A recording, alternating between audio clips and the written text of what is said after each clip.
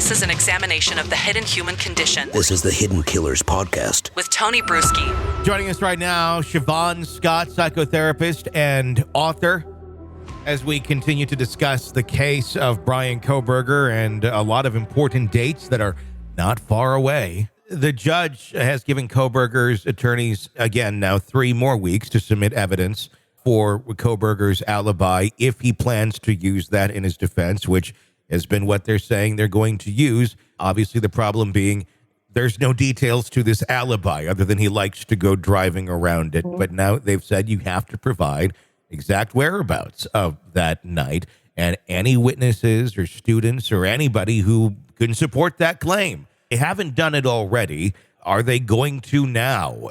How would they if they already said they don't have anything? Yeah, again, I'm fascinated to hear it if it exists, but it does seem like if they had him, here's the car 50 miles away, caught on camera, that would be great, But at this point, is the driving around, this is my speculation, just going to be an excuse for why his car was spotted in Moscow near the residence? Oh, he just likes to drive and just happened to be in that area, which would, I think, do more harm than good as an attempted defense. That just doesn't fly.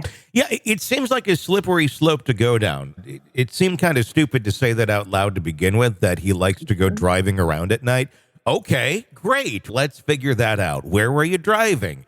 And the thing is, now we're going to have to try and find out, does the footage even exist anymore, which it probably does not.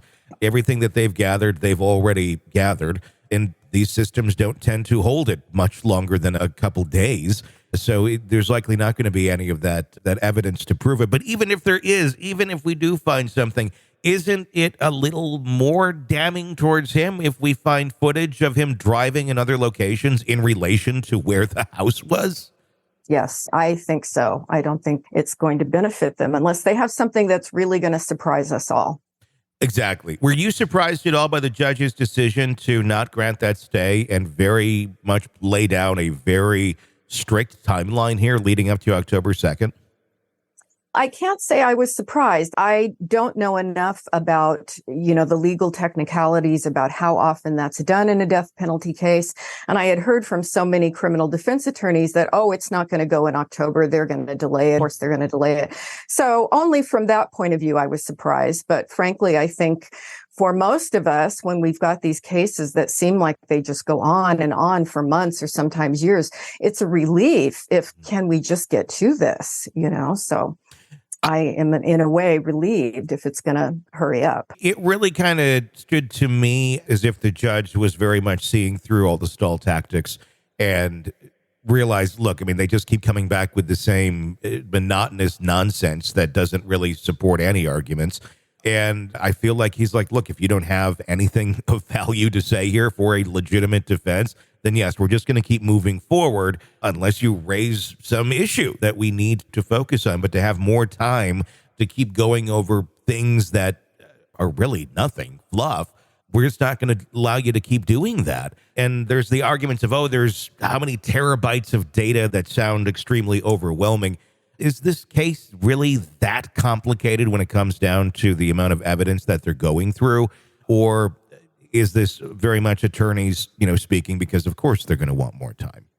Right. Yeah. It seems like there's a very clear and decisive judge who seems very fair, but he's, doing the right thing. Yeah. And I appreciate that. Sometimes you get the sense that judges are almost sort of bullied by attorneys, and it can get very convoluted and strange. But this does feel like he's being very clear and trying to be very fair.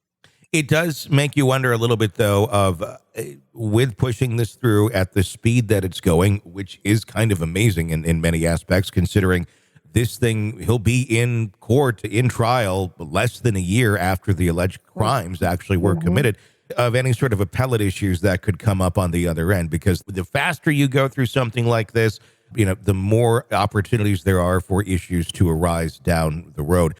This is an examination of the hidden human condition. This is the Hidden Killers Podcast. With Tony Brueski.